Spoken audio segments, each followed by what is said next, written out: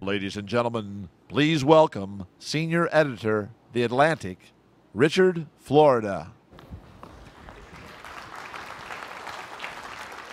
Thank you. We are living through the greatest economic transformation in human history, and the APEC region and the APEC nations are the centerpiece of that transformation.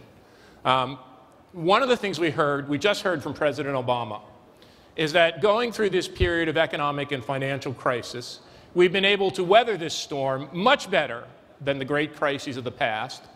And a critical part of that has been tremendous international and interregional cooperation.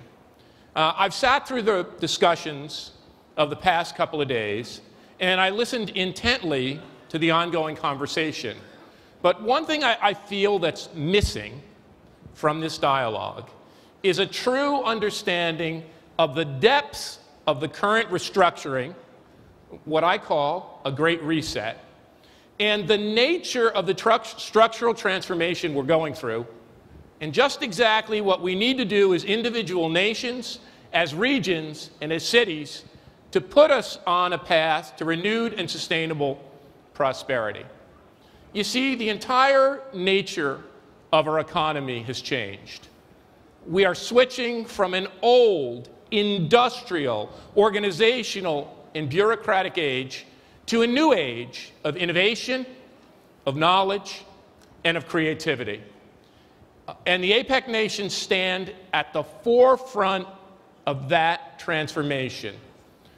As we move through crises, one of the things that we understand as great resets unfold is that these are periods of remarkable innovation. Now, there are those who will tell you that we're going through a period of economic and technological stagnation. They'll tell you that the rate of innovation has slowed down. They said the same thing in the 1930s. A great economist called that a period of secular stagnation, but when historians went back and looked at the data, they found that the single most technologically progressive decade of the 20th century was the 1930s.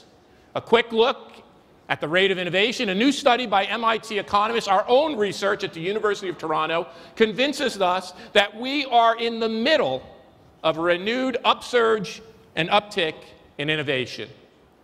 But it's more than just technology. It's more than just research and development.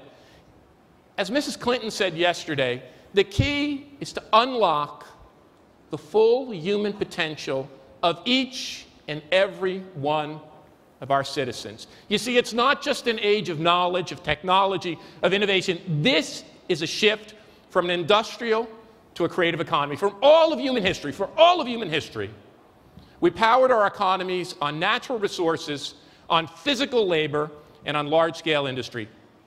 We are now shifting to a system where human potential can be maximized and where the key to growth lies in unlocking the creativity of each and every single human being, regardless of gender, regardless of race, regardless of ethnicity, regardless of sexual orientation. That's the key.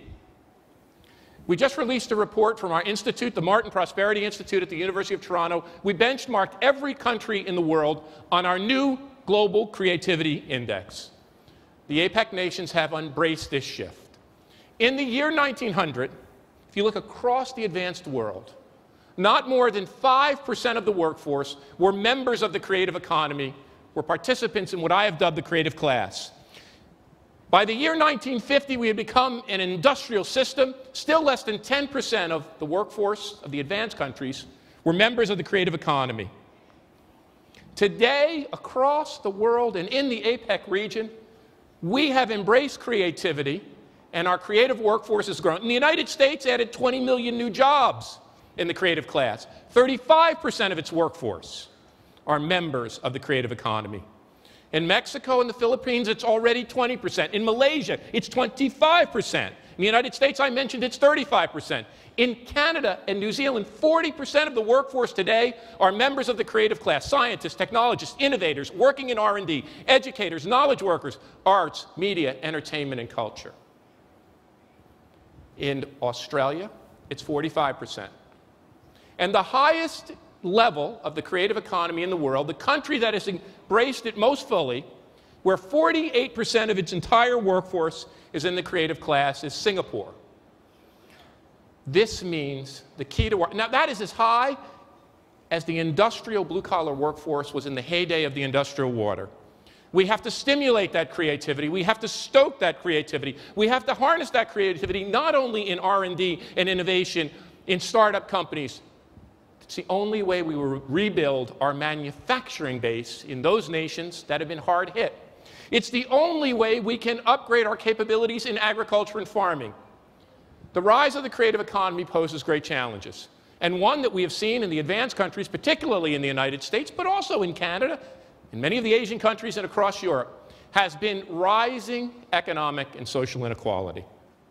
That's the way economic transformations happen. Economic and social inequality is a product of rapid and radical economic change. As knowledge has accumulated, as creativity has marched forth, as innovation has occurred, our labor market has been pulled in two. And here's a challenge for all of you. People talk about the need to upgrade our workforce skills and to educate more people. People talk about the need to improve manufacturing, and both of those are key. But across the world, more than 50% of our workforce works in services. They're the people who take care of our aging parents, who take care of our kids, who take care of our homes, who serve us food, who take care of us when we're on the road and in hotels. We consider those low-skilled jobs. We have to make those high-skilled jobs. We have to reinvent service jobs if we're going to close this groaning gap in inequality. We have to view each and every individual as a source of creativity and unlock that creative talent as a source of continuous innovation. Now, there's something else that's changing in our world of technology and globalization. People have told us that with the onset of new technology, the internet, communication, logistics, we have embraced a new global world which is flat, where we have conquered distance and geography, where place and community do not matter anymore. The age of creativity and innovation is not flat. In fact, it makes cities and communities more important than they ever have been. More than 50% of the world's population lives in cities. The percentage is much higher in the APEC nations. Urbanization, the creation of concentrated and clusters of economic activity, is as important to economic growth as technological change and human capital and skill accumulation. We are living in a world of globalization that is clustered, that is concentrated. Our world isn't flat, it's spiky. And the APEC nations stand at the forefront of that change. I listened to the Cities of the Future panel yesterday and was particularly struck by Mayor Daley's remarks. He talked about the rise of the megacity and the rise of the city-state. My own research has benchmarked the new economic nature of the creative global economy. The rise of the mega-region, clusters of regions, the Shanghai-Beijing axis, the Mumbai-Bangalore corridor, the Boston-New York-Washington corridor, for Mayor Daley, the Chicago-Detroit-Pittsburgh axis. Those are the economic organizing units of our time. There are 40 of these mega-regions that dominate the world economy. The APEC nations include 4 of the top 5 and 25 of the 40. Those mega-regions house but 10% of the world's population. They produce 50% of our economic output and account for nearly 3/4 of our innovations. One of the things that you have to do going forward in this summit as business leaders, as political leaders, is take the issue of our cities and mega-regions seriously. Look, folks, if the industrial corporation was the social and economic organizing unit of the industrial age, if the rhythms and patterns of the industrial corporation structure our lives in powered growth, I submit to you that our cities, our megacities, and our mega-regions are the social and economic organizing unit of our time. They are where new ideas and new innovations come from. They are the organizing structures like the Silicon Valley, where people can combine and recombine and create new ideas and build new startup companies that set forth those gales of creative destruction. Well, the APEC nations have taken leadership too. In China, investments in high-speed rail, which other nations, including the United States and Canada, as well as other Asian nations, need to understand, which can speed the velocity and flow of goods, people, and ideas, and help propel economic growth. And we need to bring more city leaders and mayors to the table. As Mayor Daley said, it is the mayors of the world who are on the ground understanding the changes and the public-private partnerships that are ongoing that are key to our time. We are in the middle not only of a financial and economic crisis, we are in the middle of the greatest structural transformation in all of human history. And we have much to look forward to. We have many challenges, but a great opportunity. You see, the key to our economic growth in the future no longer depends on natural resources. It doesn't anymore depend on having giant buildings or even the best industrial corporations. Those nations, those communities, those cities and regions that will lead and succeed have but one key resource that we can harness, and it's one that is limitless and indivisible.